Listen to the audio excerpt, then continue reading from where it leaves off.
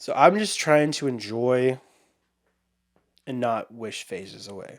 Mm-hmm. Like that's the biggest thing that my wife and I are always trying to like remember. Do not wish a phase away. Yep. Enjoy the phase you're in. Welcome to the Fatherhood Chronicles, where we're on mission to discover what it takes to be the best fathers. Today we got a father that's been divorced, is happily remarried, had 2 beautiful kids in his 30s, and is strongly rooted in Christ. On the last episode, we got an amazing piece of advice where the father shared how important it is to never talk bad about your wife, whether you're married or divorced, but how much it influences your kids, because when you talk negatively, if you're divorced and talk negatively about your spouse, it's directly feeding into what you're saying about your kids. So always remember, whether you're happily married or not, never talk poorly about your wife. I'm Logan. And I'm Caleb.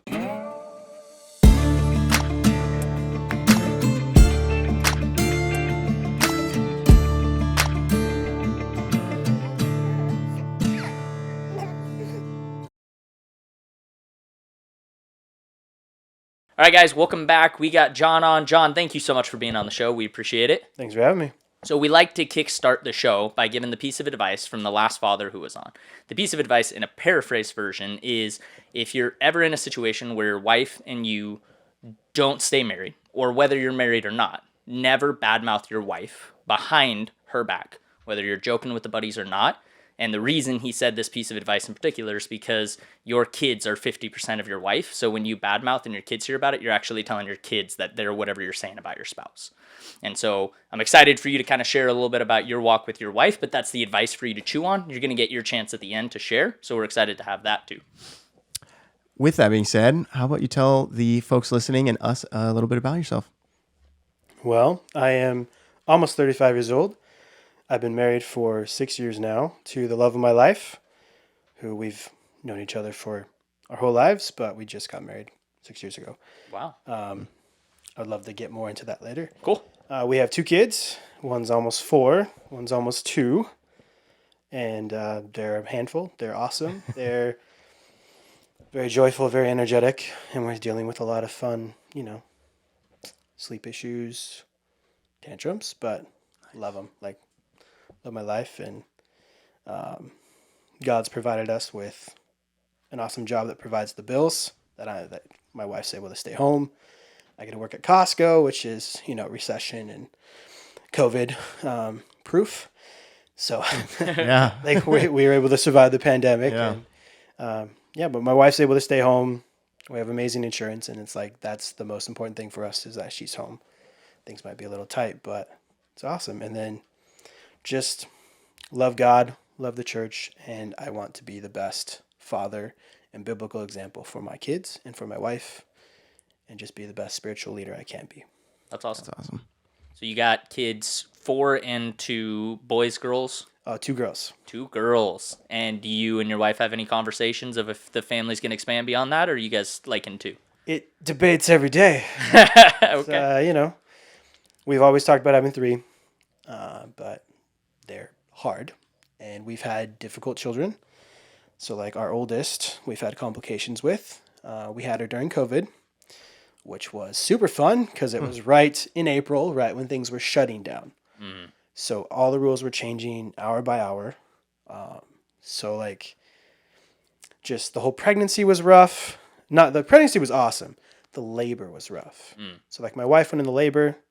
She was in labor for 24 hours. We're finally, let's go to the hospital. It's been a day.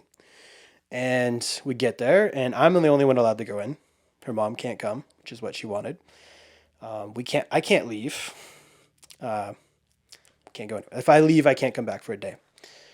So we get in there. She labors on for more hours. We hit about 40 hours. She starts pushing. Whoa. We get fully dilated. She pushes 3 hours. The head comes through, gets stuck. Doctor comes in. Every time she's pushing, the heart rate's dropping. So they're we have to get her out. So then my wife has to be wheeled to emergency C-section. And then so our daughter came out. She was healthy. Everything was good. But she got the worst of both worlds. She had 43 hours of labor and a C-section. So we were in the hospital for a while during COVID, where the rules actually changed every single day on us. So no mask in our room. And then you have to wear a mask if the nurse is in there for longer than 20 minutes. You still can't leave. No visitors. So like my parents had to come look through the window. Just like all that crazy stuff. Yep. But yeah, everything was good. Like she latched and was nursing. Everything looked good. We get her home. It's all good. But like a few months later, it's like she's not growing. Something's not right. So the doctor's like, we got to figure this out. And she was like a failure to thrive. And so what was happening was because of all that trauma that happened to her in the labor, like the pushing and the getting stuck, and her jaw muscles hadn't developed fully. Like, so she couldn't suck, even though she was latching and getting some milk. She wasn't getting enough, so she was starving. So we had a choice. We could either do formula and then have issues later, or we could do the hard thing, and every 3 hours on the hour, nurse, pump, and bottle feed every 3 hours, and do some exercises with her. And that's what we did. So COVID was actually a huge blessing for us because it allowed me to get a paternity leave where I got to stay home, get paid to be with my kid. So it was That's awesome. Yeah, it was a blessing. Like COVID was a huge blessing for us because that was a full-time job. Yep. My mother-in-law basically lived with us. We took shifts because my wife was just every 3 hours. Like it was just horrible for her. So she had to sleep whenever she could. And then we just took the baby. But through that long process that was horrible, she's fully healthy. She got better. She was able, we developed her muscles, and now she has no problems. Wow. So, there's no speech problems, no nothing. And so, we're very happy that we did the hard work. But, because if we would have done formula, she would have had issues speaking later on. So we'd have had to do speech therapy now. Whereas now she's just a chatterbox and very smart and just... But yeah, so we just had a lot of issues. But then because of that, we woke her up every 3 hours on the hour. She never really got a sleep rhythm. So now we've had lots of issues with getting her to sleep through the night, getting her to stay in her bed, getting her because she never had that. Yeah. Our second, none of those issues. So she just sleeps, 13 hours straight. Awesome. Right. But our oldest is just she hasn't, that trauma, which we had to do, but it messed things up. So Yeah. it's been rough. So, for all you dads out there, just know you can survive on a lot less sleep than you thought. Living It's an proof. awesome takeaway. It is. It's I remember being a teenager and thinking no, I have to sleep in. I can't get up early. A 7 a.m. meeting, that's too early. And now it's 5 hours of sleep. Oh yeah, I'm good. Just a couple cups of coffee. It's fine. No, I don't do coffee, man. Really? No coffee. No caffeine at all? I'll have a soda here and there, but no. Yeah. I don't do any caffeine in the morning. Wow. Good for I don't you. know. I don't like coffee. I didn't get away with that. I love coffee, but I don't depend on it. Yeah. Logan. I've depended on it so much in my life. Oh. So, did you guys decide to start having kids when it was ready, or did it kind of happen? Yes. Obviously, I'm older. Right. We're older. So I guess I'll go into our story of how we got together. So Love that. my wife and I were best friends back when we were 8 years old. So we met each other back in elementary school, grew up together in an awesome little church group that we just hung out with all the time. So we were best friends.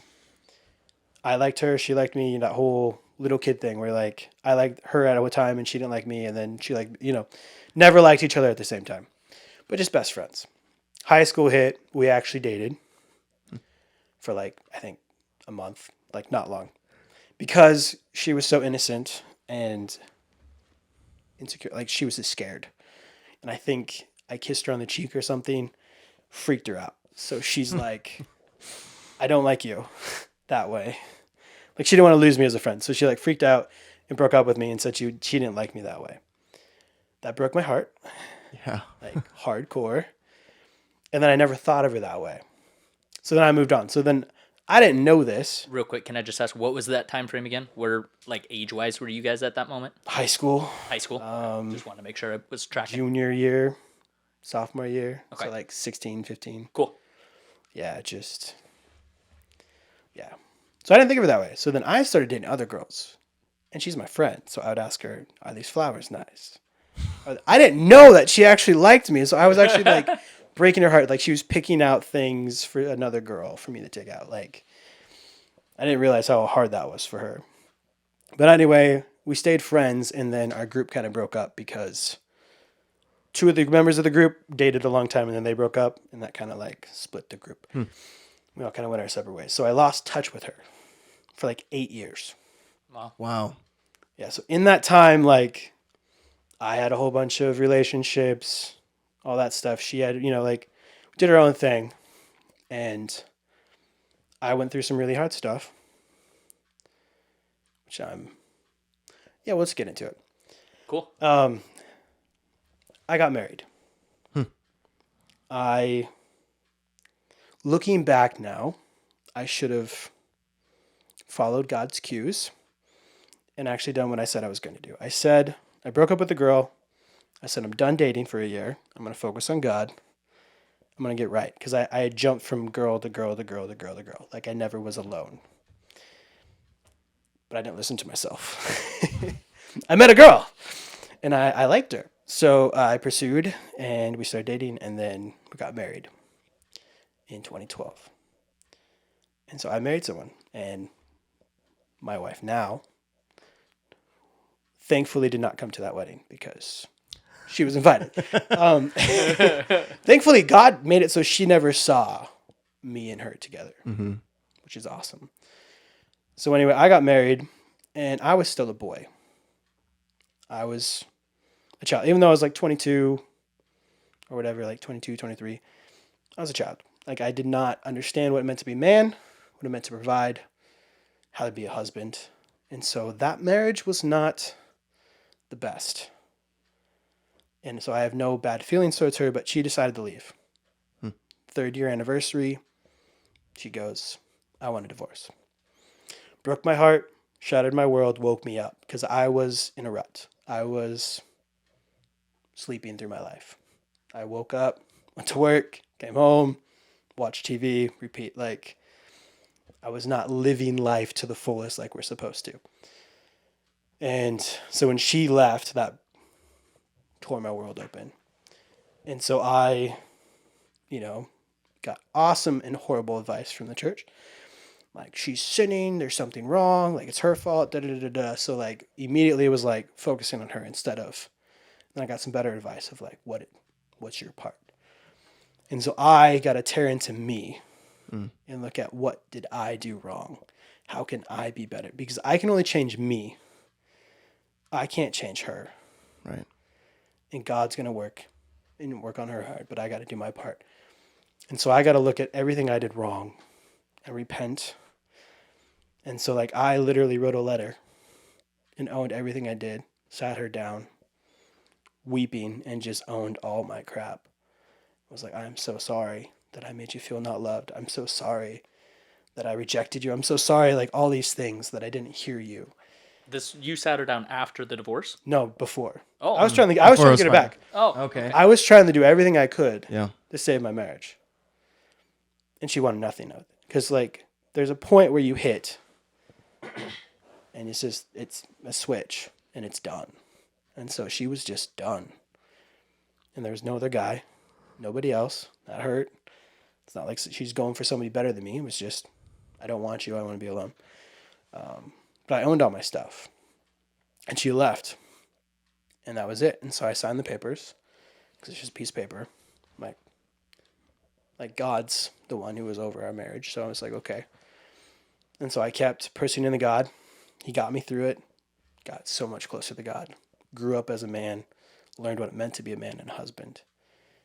And then I felt God release me from that marriage after, 6 months or whatever. Which I know is early. Typically you want to go at least like 2 years after. Because like you got a lot. But like I don't know. I woke up and I went through a lot of self-reflection fast. And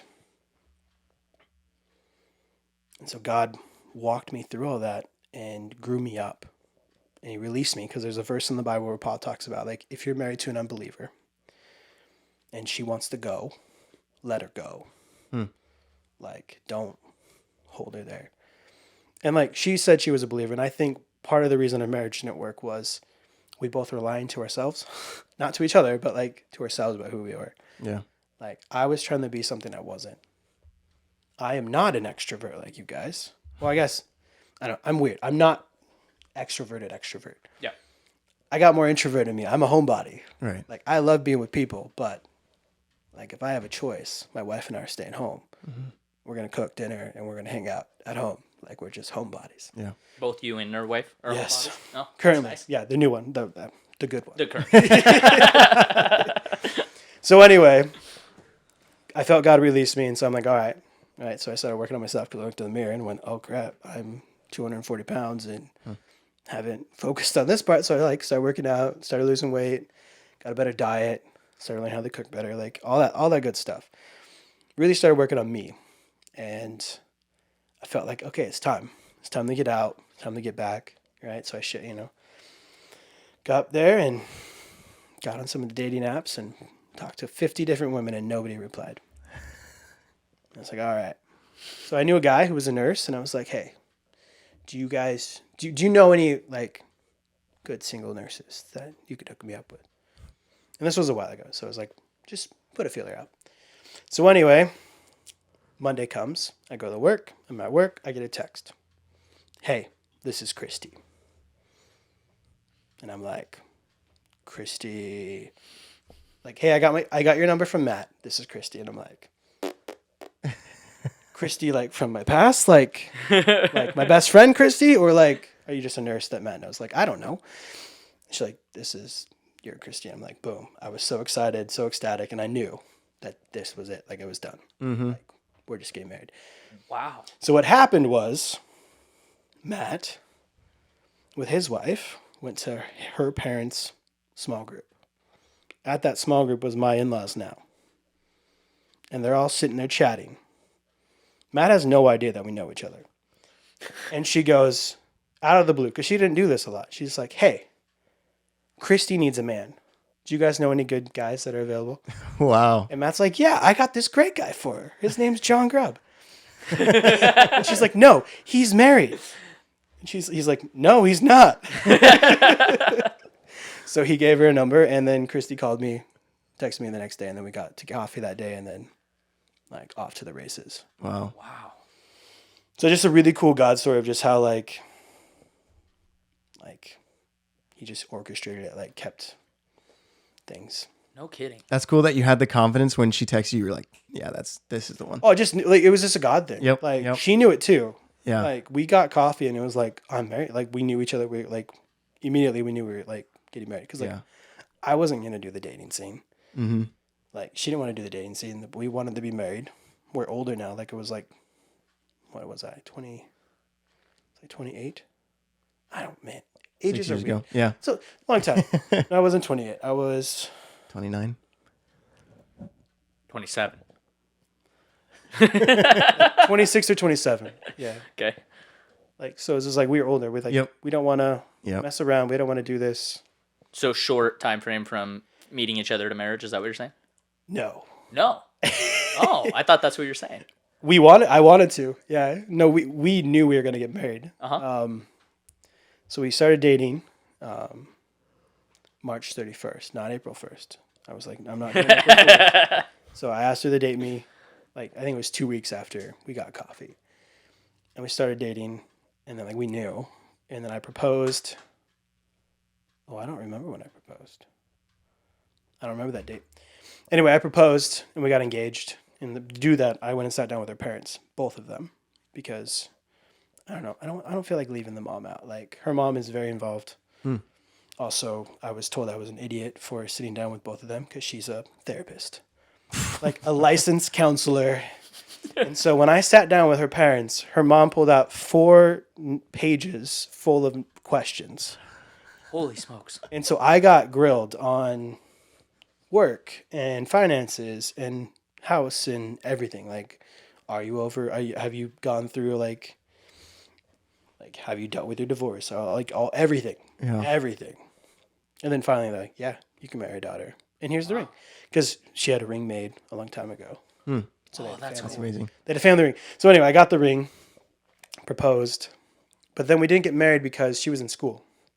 Okay. And so she was going to school to get her dietitian's degree, and she was paying her way through, and she had some financial aid. And so if we got married, I made too much money to kick off her financial aid.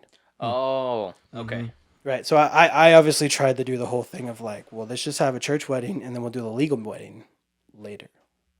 She didn't like that idea. So I'm like, who cares about the piece of paper? Like, we can have a wedding at the church. Uh-huh. I think All people our would argue that's the other way around. That you can go to the hitching post, go sign the papers, and you're right with God. Ooh, I don't know. I think I'm with John on that one. Well, I mean, I understand what you're saying. Like, you're married, but I'm like, to me, I'm like, it's more important to do, like, it's you and God. Like, that's the most important part of the marriage. Yeah. Piece of paper doesn't matter. She didn't like that idea. So we had to wait. So I was just like, why? So anyway, she eventually had to go down to Moscow for a while. So she was driving back and forth and just. Oh, that's a long drive. But we got through it. We got through it. She graduated. And then like 2 weeks later, we got married. So what was the total engagement time frame? Like 2 years? Something like that. Like we were dating and engaged for like 2 years. Wow. It's like a year each or whatever. But yeah. Then it's been awesome. Like our wedding was amazing. Honeymoon was awesome. And then our marriage has been awesome but because of the lessons I learned, I'm able to be the better husband than I was. Like I'm more patient. I understand. Like the biggest thing I learned was women talk differently. Like they need, like, I mean, guys have talked about this all the time. Sometimes a woman just needs you to affirm their emotion. Don't fix it. Don't try to butt in. Just go, yes, that sucks. Or that hurt. Or, yeah, she was in the wrong. Like, sometimes you just got to do that. Yep. And then other times you got to fix it. But you got to ask which one it is, because you can't just jump in and fix it. So, I mean, that's one of the biggest things I learned. And so I'm just like, I'm just able to be better. But also, like, we were best friends. That's awesome. Like, we talked on the phone for hours back in the day. Like, so I married my best friend. So it's just a lot easier. Yeah. You know, obviously we're different. Very different. Like, we're not first wife. We were very similar interest, all that stuff. Me and wife now, not. Like, we don't watch the same movies. So I watch a lot of stuff by myself, but that's okay. Like, doesn't matter. Like, who cares if she likes Walking Dead? Doesn't matter. She doesn't need to like The Walking Dead or Lord of the Rings or like that's not the important stuff. You are a movie guru too. Yes. Yes. And she hasn't seen half of them or know half of them or understand any of them. So, which is fine. Which again, like we have a great relationship, and I think that's one of the biggest parts of being a father is having a good marriage. Like that's the most important. Yeah. Is that you guys have to be on the same page, trust each other, and work together as a unit to raise these kids, because you can't do it. Like, it doesn't work if you're trying to do it on your own, because those kids pick us apart. Like, they're master manipulators. They're really good at what they do, and they know our buttons, and that's just how they're wired. So we have to be on the same page. So I'm really blessed to have my best friend. Yeah. So cool. I'm going to go off script for a second so we can skip this if you want. So with that experience, and you've got a lot of stuff going in, like we got married young, right? So we had minimal experience going into our marriages. You had a lot of term of baggage going into your marriage. How was that working through with your wife and any baggage she brought? Like, was that hard? Did you guys have a hard time going through that? Was it an easy transition? As far as like baggage, like there wasn't that much. Like we worked through it. Like one of the biggest things is, I think anybody, regardless of if you've been divorced or not, actual premarital counseling with an actual licensed counselor is, I think, it like required. Like we sat down with a license. This was part of my requirement by her parents. We had to sit down with an actual licensed counselor. Obviously, since her mom's a licensed counselor, so she's like, "You're gonna go sit down with somebody," because that way we can make sure that I've worked through all this stuff, all the issues that I have, and make sure that like we're good. And so we did.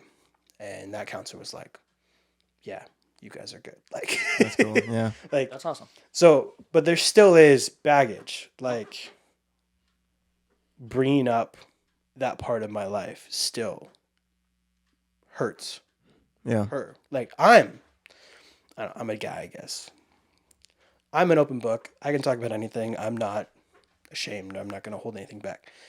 My wife, though, like, we had a discussion last night about this. Like, can I talk about this? And it messed with her, like, because it's just that whole, like, there's a whole slew of emotions. Mm-hmm.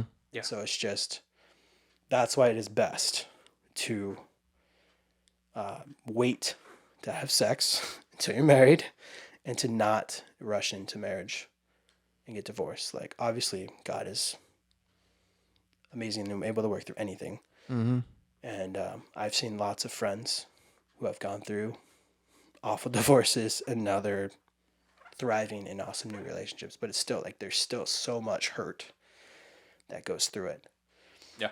But I mean, because of this, God's been able to use this whole scenario. Like, so right after I went through my divorce and was sitting in a house trying to pay for this house because we had bought a house and then she left it to me and I had to maintain it and pay for it. But if we sold it, she got half. So she didn't have to do anything and I had to pay for it all. So I got roommates, but God used that to bring guys that needed like a mentor. Like, I don't like the word mentor because I'm like, we were friends, like we were peers. But a friend of mine actually went through a rough divorce. You know, it was a little different than mine. Like, he had done some crap and it was kind of like rightfully so. Like, she's in the right, but like we were trying to help him not get divorced. But eventually they did. And so I got to walk with him through dealing with a lot of the crap that he did to get back on track. And so I was able to help walk with him through experiencing God, which is an amazing study that we all did together as roommates. And we sat down because there's 3 of us. I had two roommates. And we all did it together. And he dove in. And so I was able to help him grow and work on himself and go through, because he had done a lot of crap. And like some of it was he needed to get on meds, which is, he didn't know. Like, you know, he just found out like bipolar, like, okay, yeah. There's some medical issues that we got to deal with, but able to walk with him through that. And so now he's married to an amazing woman. They have a 3-year-old and another on the way. And now they're our best friends. Like, they're one of our best couple of friends. Like, we love having them over. Wow. And like we do life together. But it's like God was able to use the crap that I went through to help another guy go through the same type of crap. And like be able to grow in his walk with Jesus and become a man that he was supposed to be. So it's been amazing being able to see how much he's grown. Yeah. But it's like, I didn't do anything. That's what I don't like. I didn't like, mentoring makes it sound like I'm doing something. I didn't. I just helped him connect with Jesus. Right. And Jesus did all that. Discipleship. Yeah. I mean, it's like, it's just been cool. Just being able to see how much. And that's why like I wanted to be able to share that and share that I've been divorced and what I've gone through, to go out anybody that's listening, like, hey, yeah, it's hard. I know. Been there. You can get through it. God can work through it. And you can still have a brighter day tomorrow. Yeah. That's awesome. That's really cool. Well, I guess, did you say how long were you guys married when you decided to have kids? No, I didn't. Okay, so my wife and I got married, and we made it very clear that we are going to enjoy each other for a couple years.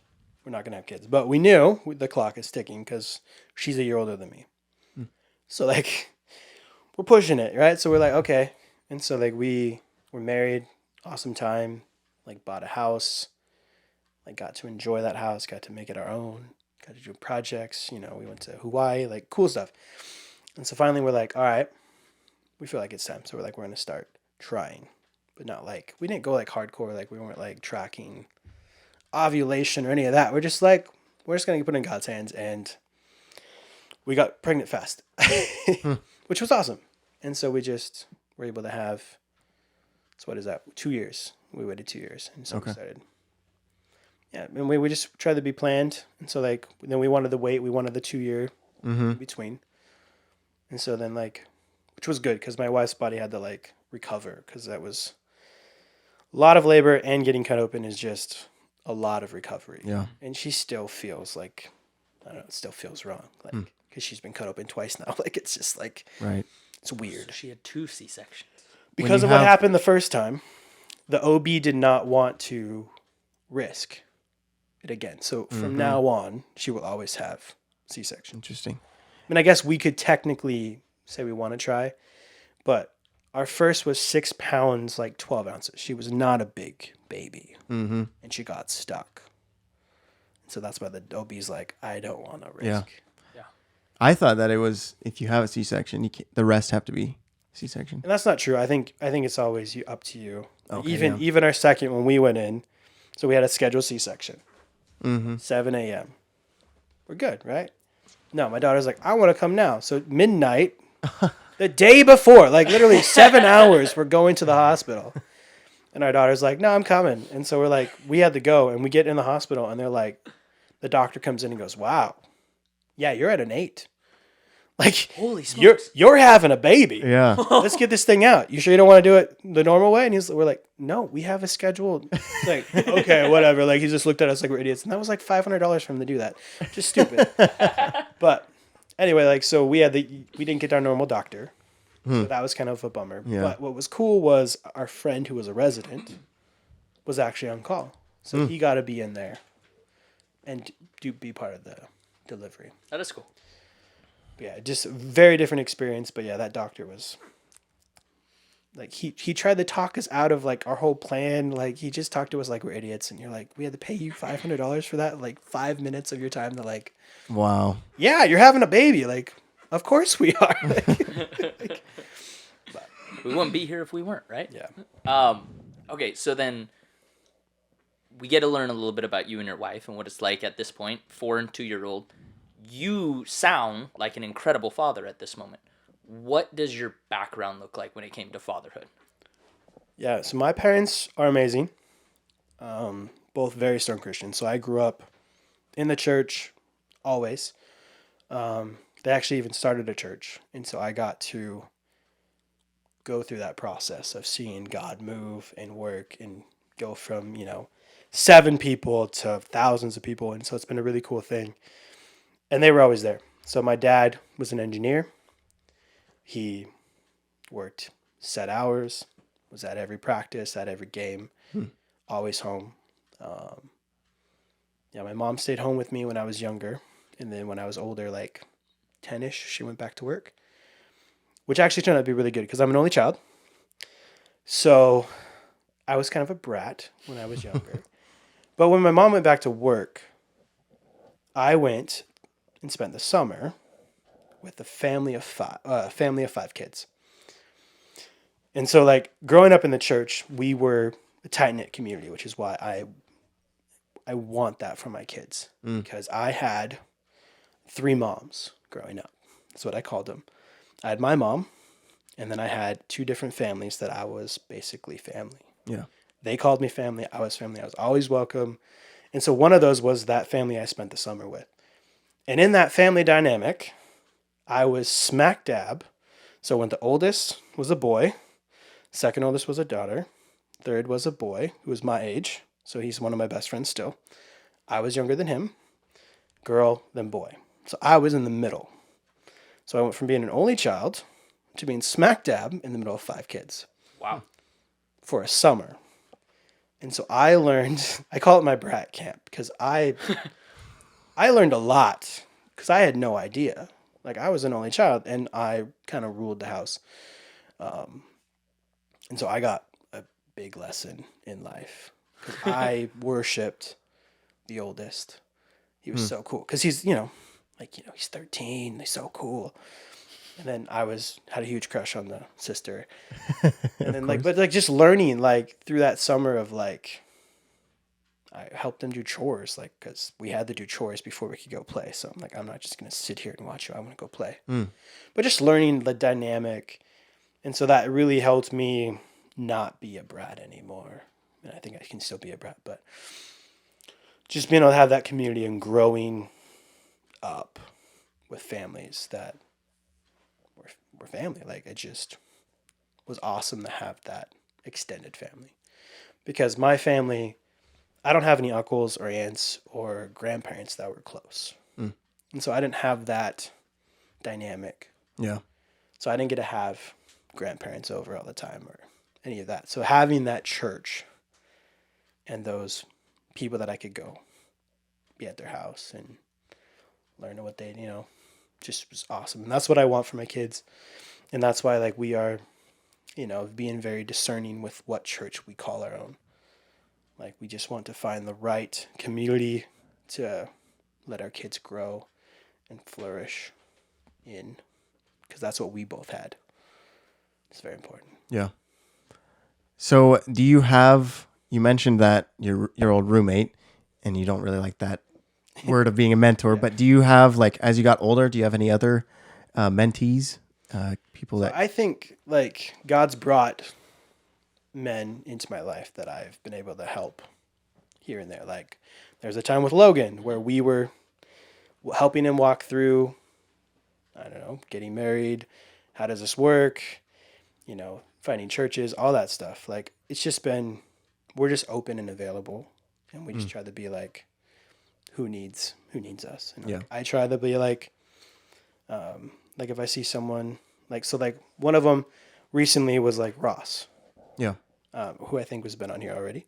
Not yet. Not yet. He has, but his episode got kind of screwed up. But anyway, so Ross, met him at work, young kid, getting married, and he was concerned. So I'm like, come over. We'll sit down. We'll have a few drinks, non-alcoholic, but just like having some soda because he's 19. And and I don't drink anyway. But we just sat, and I'm like, any questions you have? Any. Like, what are you worried about? And so we talked a lot about, like, honeymoon stuff, and, like, because he didn't know, which is awesome. But I feel like as the church, we don't talk about that type of stuff enough. So it's like, ask. I'm not going to make fun of you. I want to make sure that you feel comfortable and you know what, And so we got to have a very good conversation for a couple hours. And then I was able to give him a gift basket of things that you need that he doesn't know he needs. And now he does. Like, you know what I mean? Like, it's just one of those things. Like, when you get married, and if you don't know, you don't know. Yeah. But we don't talk about it at the church. Right. Yeah. And so, like, you have wrong people telling you stuff. Because he got some bad advice from people at work about stuff, like what to do. Like, you're like, don't listen to him. Worldly advice. Well, just like, don't do that. And so I'm like, it's just like trying to be open and available to whoever. Yeah. Like, yes, I know that I should have somebody that I'm like pouring hardcore and like making a mini me. But right now, my focus in life right now is my kids and my wife. And so that's why I'm not currently serving in a church or a ministry. I'm not doing those things. Like, we're still available to talk with people and like be there and give advice and help mentor. But I am focusing on my kids because right now they are the most moldable, and when this is the time that they need most. Right. So that's why, like, I even at work, I stepped down from being a supervisor so that way I could have a more set schedule so I could be home consistently. Because yes, I was going higher up in the ladder, but my schedule was all over the place. So they would go like 30 hours without seeing me because I would close and then I would open. Wow. And so I'd come home when they're asleep and I'd leave before they're awake. And I'm like, that is just so hard. And I could tell in their attitudes and how they would act because I wasn't there. And so now that I've stopped doing that, I've been able to see a huge difference because now there's a rhythm. Dad comes home about this time every day. Dad helps with bedtime every night. Right? Like, they get to see that. Yeah, my kids walked through that too, where I watched it, and it was the only way we could provide and keep my wife home was me working days like that. But the same thing you can see in your kids when they know dad's not home. And Yes. the shift when I took my recent job change was pretty incredible, how your kids change how they even react just with you being present. Yes. So that's really cool. So then, flipping the tables, who have you had as a mentor that's poured into you when you were early on? So like looking back, I've had people like pour into me, but I think there's only like one that I would probably call like a mentor that actually like, because I've had small group leaders that I connected with and that like walked with me when I was younger, and that was really good. And like, but even though like I was like, I don't know, really involved in the church, no one like, everyone just knew my parents were awesome, and so I was good. So they kind of like left me alone and just kind of like focused on other kids because like, well, John's fine. Like he doesn't need me. Like, and so like, so I would screw up and get kicked out of ministry, and nobody would check on me because they'd all check in with my mom. They work together, so they'd be like, "How's John doing?" Yep. Nobody would text me or call me or check in on me, and so that hurt. But when I interned, the youth pastor that time really did like mentor and pour into me. So that was good. But again, like it wasn't, I don't know, fully. I think he poured more into somebody else, and now that person is a senior pastor. So that's awesome. Wow. But yeah, just been able to walk through. A lot of different guys have been there and walked with me, but I don't think there's really like one that's like poured. But again, like my dad, through high school, we kind of had our little, I don't know, back and forth, like, Beef. well, not beef, but just like I wanted more attention. Like I wanted to spend more time with him, and I felt like he said no. I know I probably asked around. You know what I mean? Like looking back, but I'm like I wanted more. But now we're like a lot better friends. Like I call him all the time when I'm on my way home from work. Like they come over once a week for dinner and hang out with the girls. Like good relationship. Like it never was bad, but like there was definitely times that I was like hurt. That like I wanted more. Cause like he was always present, but he wasn't always present. You know, so that's what I'm like. It's one of those that we learn as you become a father. You look back and you're like, okay, I don't want to be like my parents were good, but I want to be better. Yep. Like I feel like it's again like we stand on their shoulders, right? So they raised the bar here, and now we're gonna stand on their shoulders and go higher, and be better. And so I'm trying to be better about being present when I'm with my kids, not just there. Like yeah, dad's at dinner every day, but he's watching TV. Like no, I want to be present. How's that going? So it's hard. Yeah. Yeah. Yeah. Especially with our smartphones in this generation too. Yes, it's definitely like you can definitely tell. Like, we had issues with our youngest throwing food, right? And I realized like, oh, it's because we're sitting at the table, they're watching a show, and we're on our phones. She wants attention, right? And I'm reading a book, and it's talking about why do kids misbehave? They want attention. Yeah. That's the reason they misbehave. They crave attention, and so it's just knowing why they do it, and you're like, okay, I need to be better about giving them the attention that they need, and praising the good things that they do, and giving them positive attention for that, and not just doing negative attention. Because I feel like I know from your story, you were seeking attention by doing some bad stuff to get attention. Oh, yeah. I did the same thing. I would do things to get it, Yep. Likewise. So it's just knowing that and being like, okay, I need to be better about actually giving them that attention. But when we do, when we're present, we're there, they behave so much better. It's amazing. My wife had to remind me tonight at dinner because I was making sure I didn't miss a text from either of you as we're headed here, and I had my phone while we're sitting at dinner, and I just kept tapping it, making sure I didn't miss a notification. And my wife's like, "They're not coming. You're fine. Don't pick up your phone." And I'm like, "You're right." And I had to flip it, put it away, just because it's hard sometimes. You get in your own head where you're like, "I have a reason I need to be on my phone," and that's the harder time is to remind yourself. When you're scrolling, it's pretty easy to remind yourself. It's those times that you're like, "I have a reason." Yes. And so I have a hard time with that. Switching gears again, what do you do for fun? Like, what are hobbies? How do you find fun in life? So one, I love being with the family. So like we play outside all the time. Like we built a swing set. We got to play out there. We go to the park.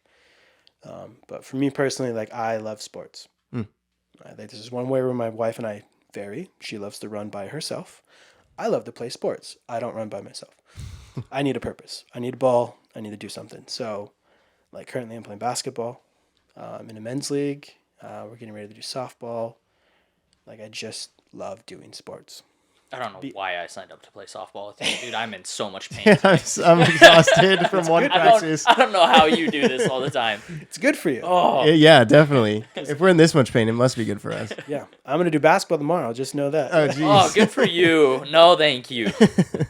Yeah, it's just like I just love sports, but also like I love movies, like we talked about. Like I love collecting movies. That's my little hobby now. Like my father-in-law says, when you guys hit their 30s, we kind of lose our minds and we start buying stuff. Mine is I buy movies because it's fun and I like it. And What do you mean by that? Like what? Are you So- buying VHS tapes or No. DVD Yeah, collections? so I go to thrift stores, garage sales, Facebook Marketplace, and I buy used DVDs and Blu-rays. Wild guess. How many movies have you bought? Currently, I think there's like 600 DVDs, 600 movies in my garage, and a whole bunch of TV shows. Yeah, That's awesome. but again, like, so I enjoy it, and then what I have is like I digitize them and I put them on my Plex Media server, and I get to watch them on my phone at home. Like it's just a fun. Like it looks like Netflix. Yeah. So I have a nice little collection and it's fun. But I don't know, they're cheap. Like, so my wife is very happy because it's a cheap hobby. Yeah. Yeah. Like, literally, I can buy 10 movies for $10. I went to Arizona and I came back with 20 movies. Wow. But I mean, you got to hit Goodwill and thrift stores down there. It's a bigger city, right? So you got to come back with stuff. But You That's like me with- label them on the box. You like write Arizona. It's your like keep. no, That's me with Hot Wheels. They're 94 cents. So I've been collecting them since I was like 14. And that's one thing that my wife is okay with me collecting still is I don't do it as much anymore because it got very popular. It's like there's scalpers out there that beat everyone Okay. to the good cars. But So I need to introduce you to a friend, and you need to go to his garage and look through his collection and see what you want. Because I'll put it this way: his grandpa, when they passed away, they went out to the farm in Oregon and had to deal with all the stuff, and they opened up a shipping container, and I think it was full of Hot Wheels. So like thousands and thousands and thousands of yeah. wheels. So I think he still has quite a few of them. You might be yeah. able to get a good deal on Look some me up. vintage Or, Hot Wheels. yeah. Yeah, I'm in a dry run for the past few years. Since like COVID, all the scalpers just I don't know if you've heard that term. It's just guys that rush to the shelves, get the good cars, and then sell them on eBay. And us genuine collectors over here are just dying and sad. Anyways, yeah, I'd like his contact. That would be cool. So staying in the category of fun, you got a 4-year-old and a 2-year-old. What consumes the most of your kids' time right now? So, I mean, honestly, maybe shamefully, I don't know. We're a TV family.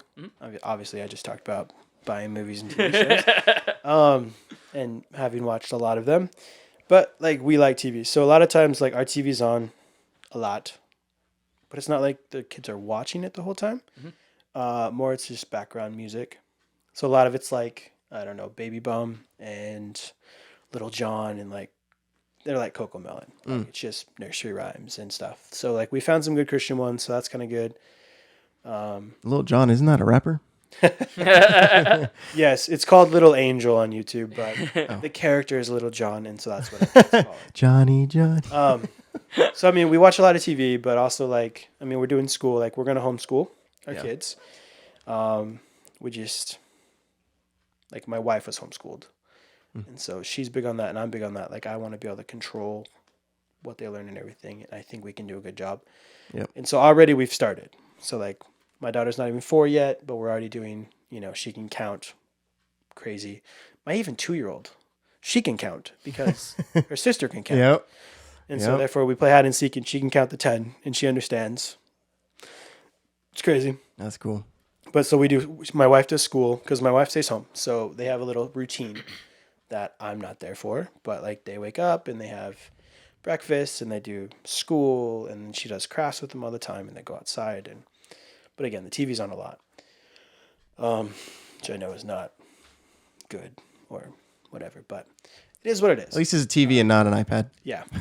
Like phone. iPad is one of those, like, it's a very big privilege. Yeah. Yeah. Like our youngest hasn't really grasped the playing video games yet. Mm-hmm. The oldest has. Like she's all about like those are her, like that's her big thing to do with dad is like to play. It's we play a game called Sneaky Sasquatch on the Apple Arcade. Oh And yeah. you just run around like a Sasquatch and you have jobs and you can make money and all that stuff. But she loves it, so we have to play that together. So it's always like, can we play Sasquatch? But that's a privilege, and so we limit her time on the iPad or the phones. But like the TV, it's music, or sometimes we'll have fun and we'll just turn on music and we'll sing together. Or one fun thing that we do is I have a record player, so it's one of my other collections. It's not as big as my DVD because I don't. It's just like if I find good vinyls at thrift stores, I'll buy them. Right. And so I have a record player and I have a whole bunch of vinyls. So like I'll let the girls pick one out, turn on some music. That's fun. We dance, which means we spin. What is crazy when you get older is you cannot spin as well as you used to. Yeah. I used to not get sick, and now we go fast, and I'm like, I have to sit down or I'm gonna throw up. Like, and they don't get it. They're like, come on, but it's just fun being able to like do that. Mm-hmm. And they love like doing that. And now, like one of the new things is we're very musical, so we have amps and guitars and microphones and stuff. So they're like, can we get the microphone out? So then we get the microphone out, we turn on music, and then they love to sit there, la la la la, in the microphone. Yep. So we're getting more into that fun stuff, Mm-hmm. which I'm excited about. But yeah, just really trying to make sure that I enjoy the phase that we're in. So what does it look like in your perspective to provide for your family? That could mean work or outside of work. So to me, providing for my family isn't just financial. It's, being there, being active and listening and being present and knowing the needs of my wife and what she needs. Like, does she need a break right now? Like, kids have been a lot. Does she need to go upstairs and have a little me time? Does she need to go to the store by herself? Like, whatever. Knowing her and providing that way.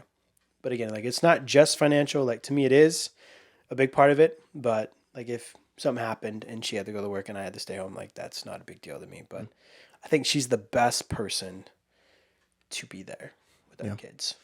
Like, she's just... Did she have any disagreement with that when you guys were, or was No, that a really she's always wanted to be a mom. okay?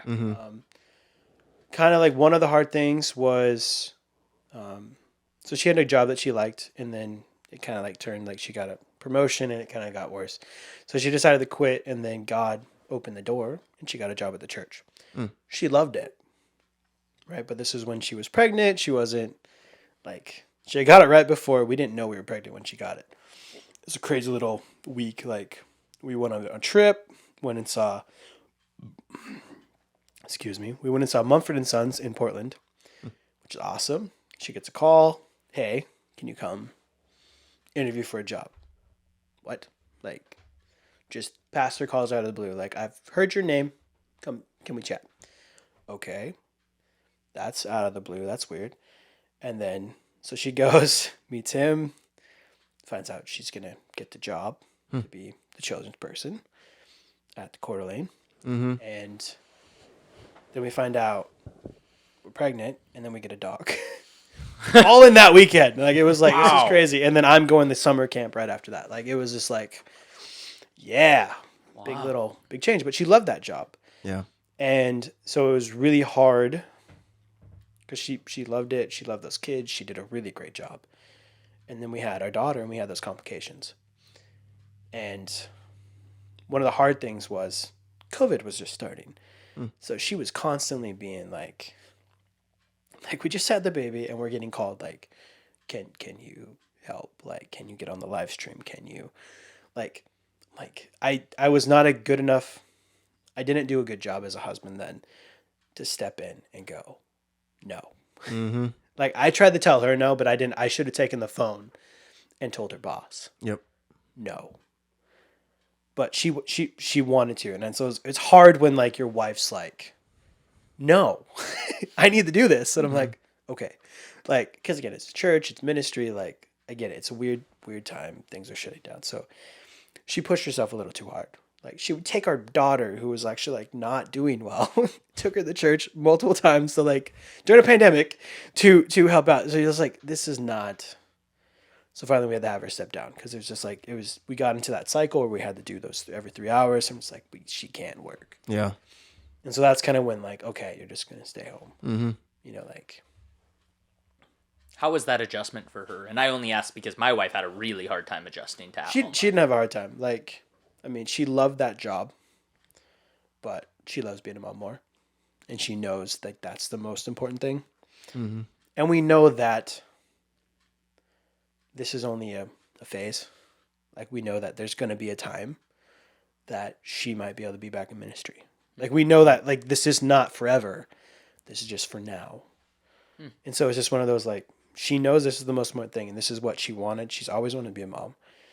And so she's totally okay with being the end. It's one of those, like, it is one of the hardest jobs. Like, it's hard to make sure that we as men know how much it is because they don't get a day off. Yep. And, like, us going to work is actually getting a break. Like, because I'm sorry, like, our jobs are easy.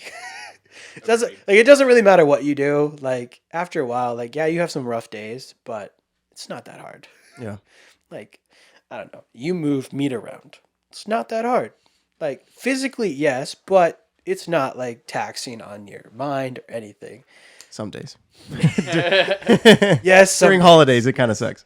but I just mean yeah. like, and I make food. Like Right. it's not that hard. Like Yeah. whereas like my wife, like you have to deal with toddlers and. Like she's pooped 5 times today and she's screaming her head off and Yeah. like just so many different things that just and plus our kids don't sleep in. Doesn't matter how late to go to bed. Doesn't matter how much they did the day before. Our oldest will wake up between 5 and 6 every day and be No like, way. I am ready to go. So like my wife doesn't get a break. Like there's not a like it's go. Yeah. Like, and just like so right, we're getting better about like figuring out, okay. So we're gonna lay out clothes for her so she can get dressed by herself when she wakes up because she can't reach the hanger. And so like she's broken many hangers trying to get a shirt for herself. We've learned that like her blood sugar, like you know, we all have our waves. Mm-hmm. If she's low, she's a nightmare. Yeah. So we've learned put a juice box in her room so that way she can have a juice right when she wakes up to get her blood sugar up so she's not a terror. Like we're learning little tricks to help, but like our kids just don't sleep in. Like our youngest, like sometimes she'll sleep in the 7:30. But again, like there's no like she slept till 9. Like there's none of that. Like How'd you guys find out about the blood sugar and the juice box thing? That's really cool. I haven't thought of that with any of my kids. well, that's part of my wife's schooling. She is Oh, yep. a dietitian. So that's she went to school. So my wife's story is actually really cool. When she was like 19, 20, like she was always bigger back then. And she had some medical issues. So she goes to the doctor and they're like, you have PCOS. So we can put you on these drugs. And you'll have to be on these drugs the rest of your life and they'll help with the symptoms. And she's like, so they don't fix it? No, you can't fix it. And she's like, so I just have to take drugs the rest of my life? And she's like, yes. Is there another option? Well, you could radically change your diet and exercise. She said, okay. Yep. She radically changed her diet, started studying, learning about nutrition, and she started exercising. She started running. She did triathlons, got in great shape, removed all of her symptoms, and got healthy. And basically had no signs. Like she has PCOS, which basically is like, I don't know a lot about it, and also science doesn't know a lot about it. But it basically means like she doesn't have a metabolism, or it's really low. Yeah. So there's not like anything helping burn calories. She has to do, like if she wants to lose weight, she has to physically burn those calories off. So a calorie deficit is no. Like there's no like, you know how us, we can like, Cut 500 we calories. can eat a pizza and like our body will naturally burn it off. Right. High school, her growing up, like she would eat a piece of cake, she'd gain 5. Like she'd gain weight, like from one piece of cake, whereas everybody else had more than her. Just how her body works. Yeah.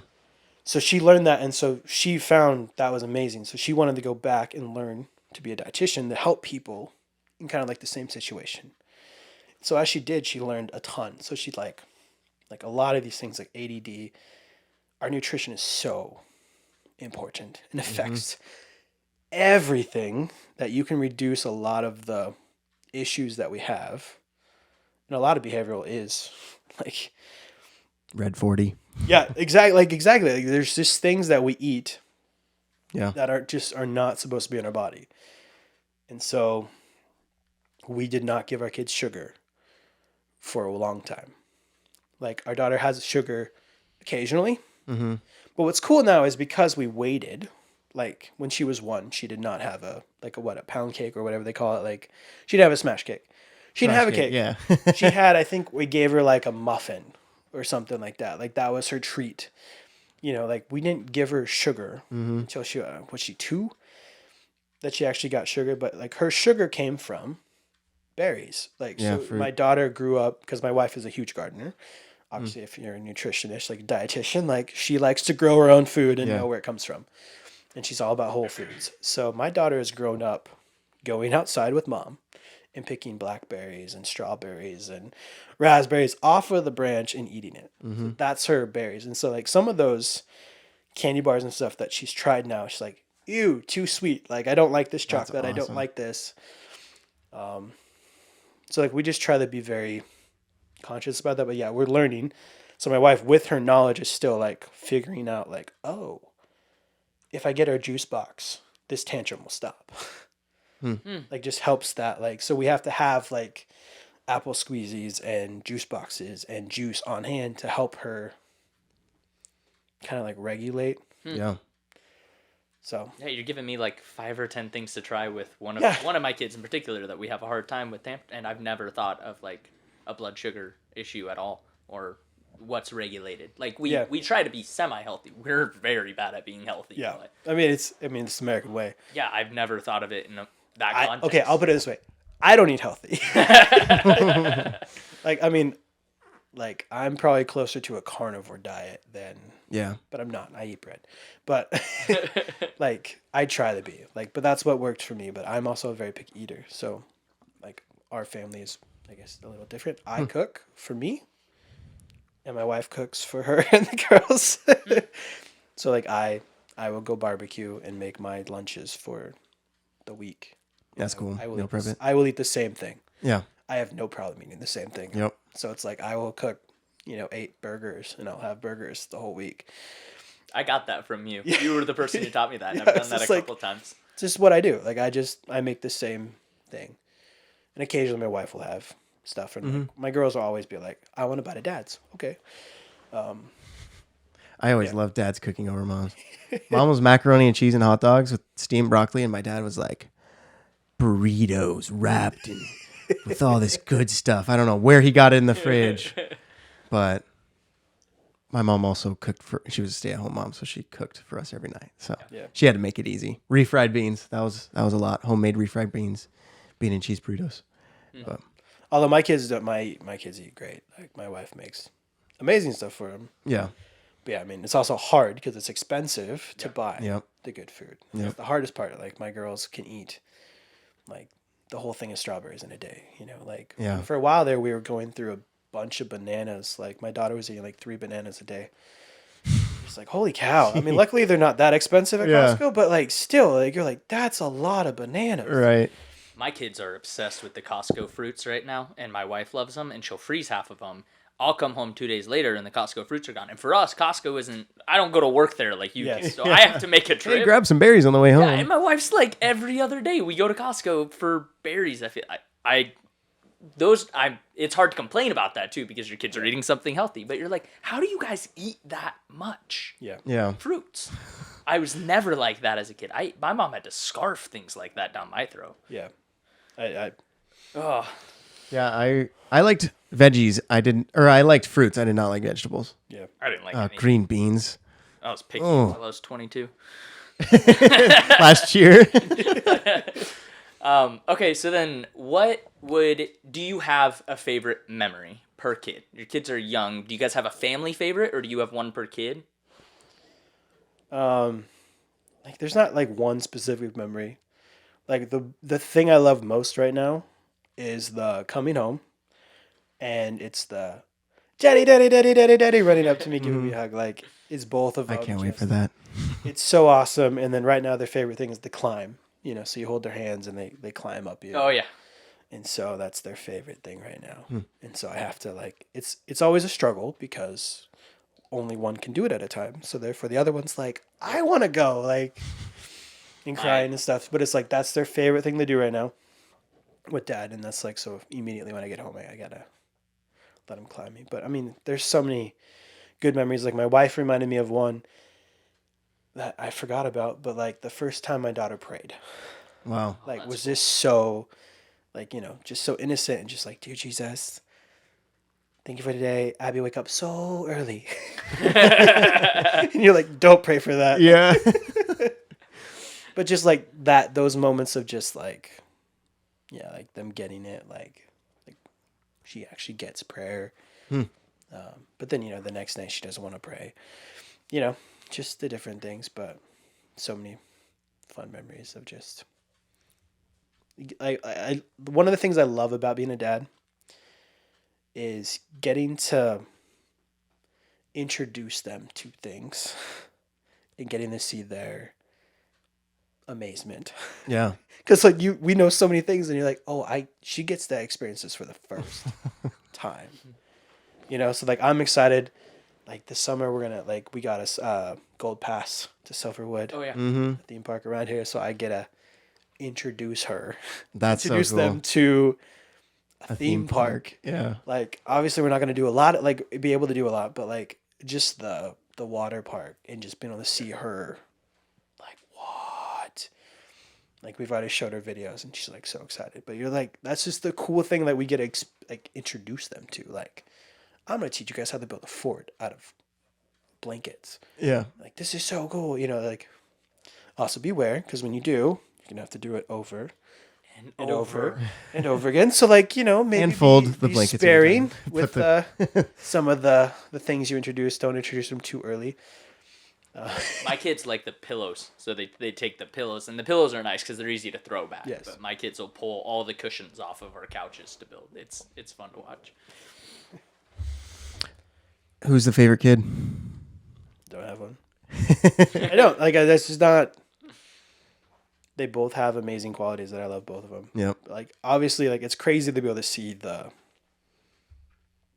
different personalities and how crazy different they are. But also, it's all going like you are the firstborn and you are me, and we're in trouble, and you are the secondborn and you are my wife. So it's like it's just a very different dynamic. But also, like reading that book talked about birth order, and you're like, well, that makes sense. I'm the only. You're the firstborn. Of course, you're me. Yep. And you're gonna be like you might be the middle or you might be the baby, but like my wife's the baby, so it's like you're. Yep. Yeah, my youngest is very sweet, and if you like look at her wrong or say no, like it's the end of the world for her. Like, oh man, like she's gonna cry. Although she's getting a little more rebellious now, but my oldest, man, that one's like, we can have a stare down for like 2 hours of like no. It's like no, you are gonna do this, like, and so like, it's kind of why I got this book. It's one of those like, I don't know if you guys know this. There's this really cool place. There's actually a few of them, and it's free. And you go in, and there's a ton of books. And they they let you take them home and read them. I totally forgot about the library. It's amazing. Library? I just started using them because like I don't know, realizing I need to be more present. It's like I'm gonna instead of watching TV to go to bed, I'm gonna start reading. Yeah. And so went to the library, and I just was like, why your kids are misbehaving and what to do about it. And I was like, let's read that one. And I feel like that's a cool field trip for the kids too. yeah. Well, my wife takes them to the library every Friday. They have story time, It's story time. Yeah. and it's she gets to do a little scavenger hunt. Like there's just a whole bunch of fun stuff the library has. I forgot that libraries were for adults as well. Yes. That is It's like it's one of those like I'm so mad it took me so long to actually like start using it. right. Yeah. But it's like I'm on my third book now.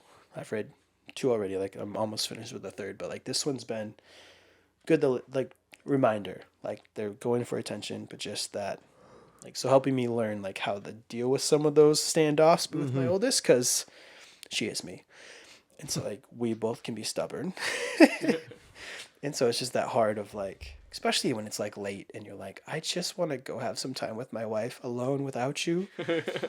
Just go to bed, please. Like, but you can't give in because that's the hard part. Like, then you're gonna train her that that's how she gets your attention. Yeah. Yes. Yeah. You'll get there soon. Yeah. Logan's already there. Coming. Oh, Logan's already there. my wife and I have a guilty habit of just buying books. We'd save so much money if we went to the library. I know. That's where I was just like, yeah, you go to the bookstore, you go to Barnes and Noble to go get a book Or instead Amazon. of yeah. Amazon, so many. And like books. I used to do that too. I just subscribe to Audible, which is nice. But you still do have to buy audiobooks. Yes. Which they're fraction of the price, but still you're paying for it. Not really. They Yeah, can they're be about the expensive. same price. Yeah. I guess I'm using credits. Yeah. You get a free credit every. Yeah. So the $17 credit or a $10 book, Right. but you get the audio version. So it's just Yeah. I mean, I love Audible. yeah. I listen to a lot of books. That was one blessing of my old job. I was a screen printer and embroiderer, and so I got to listen to whatever I wanted to for 8 hours a day Yeah. and get paid. And so I listened. I call that like my seminary and my college degree. It's like I have 2 associates, but I don't have a bachelor's. But I learned so much in those 9 years of working there, because that's 40 hours a week. Wow. So I did so many audiobooks. But the hard part with that is when you only get 1 credit a month, I don't want to waste it on this self-help book that's 5 hours long, because I'll be done with that in a day. Yep. So I would go for the Game of Thrones. That's 40, Tom Clancy. 45 hours long. Yeah. I'd go for those books. And so I have lots of those in my library now. But it's like I love audiobooks. I love podcasts. Which is why like I'm here. I love these. Like these are very important and very vital, and learned a lot. Like it's just one big thing I'd like to impart on everyone: keep learning. Don't stop. Like read books. Listen to podcasts, but like read books. Reading books is very important. And also, as we've learned on lots of podcasts and books, that's what separates the really wealthy from the not so wealthy. Yep. The wealthy read. Yeah. Absorb. Like they read books. They don't watch the newest Game of Thrones or whatever it is. They read books. And so that's what I'm trying to do. And like the way I'm like, I know I'm the sole provider. It's a little tight, so I would love to buy books, and so I'm keeping a list of what I've read if I want to buy them later. But the library is amazing, and you get a month to read them. So, like, it's quite a bit of time. You told me about podcasts when we were close, when I was only like Yeah. 19, 20, and I wish I listened to you back then. I got into them recently, but man, you told me about that. And if I had started then, maybe my marriage wouldn't have gone the way it did. Yeah, I mean, I wasted a lot of time on some, just fun podcast. But yeah, there's some good ones out there. So we asked originally, and that was a fun tangent, but we asked originally if you had a favorite kid. And you don't, which is great. Do you have a favorite phase, though? Like, if you had to divide into, like, 3 or 6 month time frames, was there a phase you loved? Or are in? So I'm just trying to enjoy and not wish phases away. Mm-hmm. Like, that's the biggest thing that my wife and I was trying to, like, remember. Do not wish a phase away. Yep. Enjoy the phase you're in. Because if I had like the phase that I know I'm going to love the most, like I've done children's and youth ministry all my life. I connect best with like high schoolers. I love when they get older and they're able to have they're able to do stuff. And so I know I'm going to enjoy it when they're in elementary school, able to do sports and stuff, but I'm trying not to get ahead of myself. Yep. Like I got to enjoy now, because this is the only time I get to have a 4 and 2-year-old. Mm-hmm. And so it's just trying to remember to stop and enjoy it. Like, What does that look like? Because I'm trying to do that too, where we have a newborn, 2.5 weeks old, and I want her to be a little bit more interactive. And I'm trying. We're doing the same thing. It's like, no, we gotta enjoy this. But how do you see active enjoyment in the current time. Because we said on our previous podcast is you don't know, what did you say? You don't know that you need to enjoy those times until they're already gone. Yeah. So it's like how calm, like, yeah, she gets fussy every now and then, but she sleeps a lot and we can do chores around the house when we need to. And then when that's gone and she needs our attention more, we're going to wish we're in this time. So it's hard to be in the moments and try to enjoy them. What does that look like for you? I think just trying to live day by day, like stay present today. Like we can get so caught up in what's going on tomorrow, what's going to happen in the week, what's going to happen. Like we can get so caught up in the future. Like just remember to enjoy today. Like so, like with you, enjoy holding your daughter. Like enjoy the nights when you have to sit there and just rock your daughter so she'll sleep. Like just remember how precious that is, that you are holding your daughter. Yeah. And she is sleeping.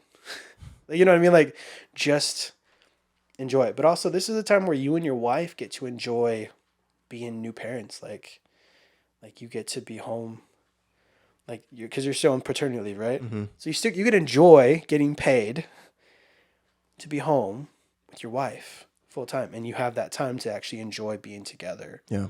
And kind of figuring out how is the house dynamic going to work, but just being able to be there, love on your wife while she sleeps, but like just trying to enjoy each part. So like now it's like, yeah, I have fights with my daughter to go to sleep, but like I also get to enjoy like, Daddy, will you cuddle with me so I can go to sleep? So I get a cuddle with my daughter, and like that's what she wants in the world. Or like, Daddy, hold my hand, or like those precious things. But just remember to stay, like enjoy each day, and just like that's also what like the Bible talks about. Like we're supposed to live. Like don't worry about tomorrow. Tomorrow has enough worries on its own. Yeah. Live today. Like God's gonna provide the bread for today. Don't worry about tomorrow. So just remembering to like be present and going, God, what do you want to teach me today? Where do you want me to be today? Where are you working today? Where can I join you?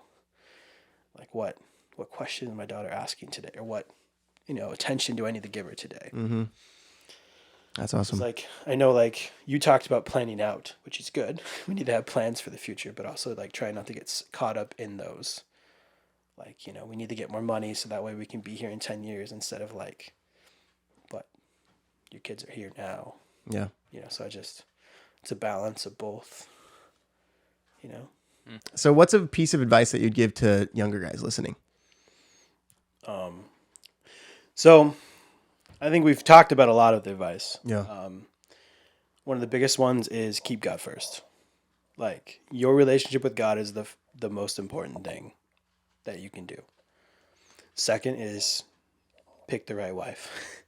Not meaning that there's a perfect one for you, but you need to align on the main core things. Like you got to align on money, you got to align on politics, religion, and family. Like, is she going to stay? Like, you got to align on those things. Like, it's very important. And then the other things, like, don't matter. Like, if you guys like the same TV show, that doesn't matter. But, like, just make sure you pick, because obviously I didn't. And I don't want you to have to go through that. And then just, yeah, when you're married, the biggest thing is to put your wife first. Like, let me read a verse, which I'm sure a lot of you have heard, because it's, we do it all the time in church. But it is Ephesians 5, and I'm going to read 21. I'm going to keep going. It says, submit to one another out of reverence for Christ. Wives, submit to yourselves to your husband as you do to the Lord. For the husband is the head of the wife, as Christ is the head of the church, his body, of which he is the Savior. Now, as the church submits to Christ, so also wives should submit to their husbands in everything. Husbands, love your wives, just as Christ loved the church and gave himself up for her, to make her holy and cleansing her by the washing with water through the word, and to present her to himself as a radiant church, without stain or wrinkle or any other blemish, but holy and blameless. In this way, husbands ought to love their wives as their own body. He who loves his wife loves himself. After all, no one ever hated their own body, but they feed and care for their body, just as Christ is the church. So to me, Like the biggest thing in marriage is you put your wife first. Like she comes first in everything. That is your job as the husband. You are not the authority. You are not her boss. You don't tell her what to do. Like you were supposed to be like Christ. Christ didn't like come and be like, this is how we're going to do things. He loved, and he loved her well. And so you put her needs above yours. And so like, if it means like my wife needs to be able to sleep in and I have to wake up early to take care of the kids, I'm going to do it because that's what she needs. And I love her. Mm-hmm. This goes across everything. You put her first. And so I think that's the biggest thing in your marriage, to just remember that that's how you're supposed to be. You're not supposed to be her boss. You're not supposed to tell her what to do. It's not like you get to decide everything. You're a team, but you put her first. And like if you both do that, if she puts you and cares about your needs, like you guys are covered. Mm-hmm. And that's why God needs to be the center of your relationship. And if you do that, then you have a good marriage and you have a good foundation. And then when you have kids, they get to see what it means to be a mom and what it means to be a dad and what it means to be a husband and a wife. And honestly, what God looks like. Because we as fathers are like a representation to them of what God is. Because God is our father. Mm-hmm. So we are what they think of when they think of God, which is a big thing. Don't be too freaked out by it because we're going to mess up. We're human. But to remember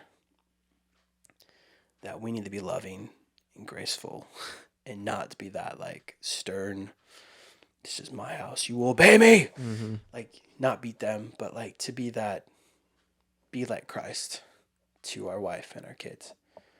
And I think that's the biggest thing that you can do. The most important thing you'll do in your life, like, is to be a good husband, father.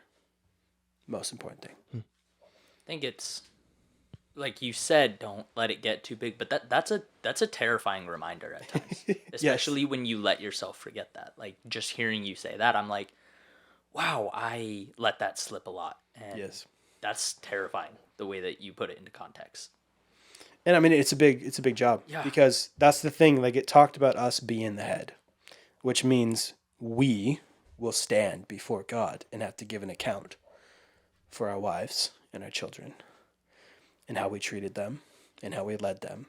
It also says that we are supposed to cleanse our wives in the word. So we are the spiritual leader. Mm-hmm. We are supposed to be leading her into the Bible, into the relationship with God and helping her grow. Like that's our responsibility. So we will stand and face that. And that is a big thing to think about. Mm-hmm. But I think it's good to have some of that like, oh yeah, this is a big deal. I can't just play around. But also God is a God of grace. Mm-hmm. Huge. Like he loves us so much and he has so much grace that like we are going to screw up. But there's grace. And also what I've learned through children's ministry and being a father and seeing kids is that God has made them amazing, that they are so forgiving and so filled with grace. Like we will screw up, but they'll forgive us. And they love us. And they're like, okay, like just how forgiving they are. And yes, we're going to cause trauma and stuff, but like we can mend that by owning our crap. Yeah. And them seeing that. Because we're showing them how to be a human. Like, so you got to show them that you are going to screw up and you just own it. Apologize and move forward. And that's kind of the sign of a mature human and a mature Christian is like, I screwed up, but we pop back up and we keep going. Like, you sin, you pop back up, you go, I screwed up. Forgive me. Now, what do you want me to do now? Mm-hmm. Like, don't dwell on it. Don't give yourself shame. God came to set us free. And he did that on the cross and it's paid for. It's paid for once and for all. So we are good. So live in that freedom. Don't live in that shame, that guilt. That's from the enemy. Like our job is to be free. We are set free and to show that freedom to the world. That we are saved. Not because I deserve it, but because he loved me so much. Yeah. That's incredible, the power that you have with that. If you take that context and that's how you apply to your father leading inside of your house as the head, how do you and your wife, if you have any, handle disagreements on how to handle the kids then? Because there's some things that really aren't salvation, right? And they're just Yeah. differences on how you guys were raised. Do you guys run into those, and how do you handle those? We haven't really run into anything yet. Okay. Like, because we were raised pretty similar and we're pretty close to the same. Sometimes we have disagreements of like, I want to let her cry it out. Like, I'm just like, all right, she'll fall asleep eventually. But I don't want to give her the attention and show her that crying this way will bring us come running. Mm-hmm.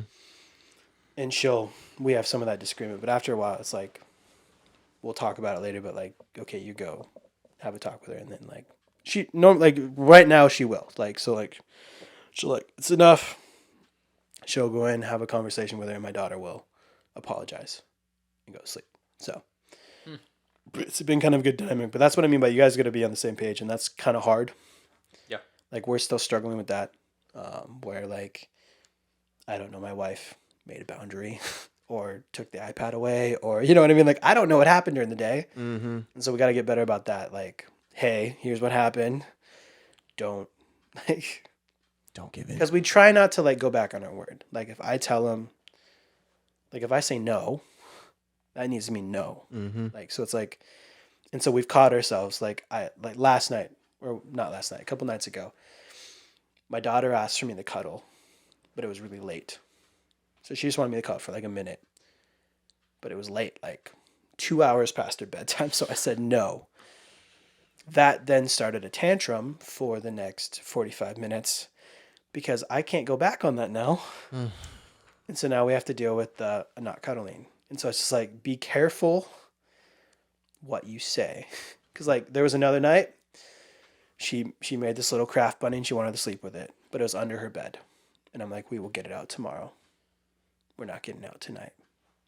An hour later, she's now like crying that she wants that bunny. And you're like, why didn't I just get it? Like it would have taken 2 seconds, but I can't do it now to go back on that. So it's just like, there's some of those that we're still working through, but we haven't hit anything major yet. So, I mean, we've had some disagreements about other things. It's like our biggest disagreement so far has been over a job. I got called and offered a job at the church. My dream to be full-time at the church. I wanted it. I wanted it bad. And so I met with him. Everything seems good to me. My wife didn't have a good feeling about it. She's like, I need to sit down and talk to him too. And then we'll see you. And so like we're praying. My parents are praying. They really want me to take the job. We sit down and she asked some really good questions. Kind of like we didn't get some good answers. That got my wheels like, maybe this isn't right. But I still want it. Mm-hmm. And so I had to sit there and pray. And like this was a big tension because I had advice from my parents that you are the man. You are the authority of your house. So if you think this is what you're supposed to do, you take the job and you'll figure it out. And I'm like, that doesn't seem right. That was like caused so much tension in our marriage. And so I was mowing the lawn, praying, and God changed my heart. He's like, it's not right. Even though this is what you've wanted for 10 years or longer. So I had to turn it down, which was hard. But I think it made our marriage stronger. But also, like, it was right. Like, my wife's intuition was right. So I've learned that, like, listen to your wife's intuition. Yeah. And, like, even if you want it, like, just listen and keep praying. But yeah, God changed my heart. It was, who knows what would have happened, but I probably would have gotten in some arguments and got fired. Wow. Because, you know, I can be opinionated and strong-willed, and the person I would be working for was the same way. And we disagree on some views, so I probably would have... No, I did well. But who knows? We don't know. We don't know what would have happened, but it just wasn't of God. And Costco's been where I'm supposed to be. Like, I was new at Costco, and it was just like, that's right. But that's our biggest disagreement. We haven't had a lot of fights or anything because, I don't know, we're pretty agreeable people. Yeah. And pretty similar in how we are. All right. Going down to the final question here. We want to thank you again, John, for being on here. What is a piece of advice that you want to leave with our next guest.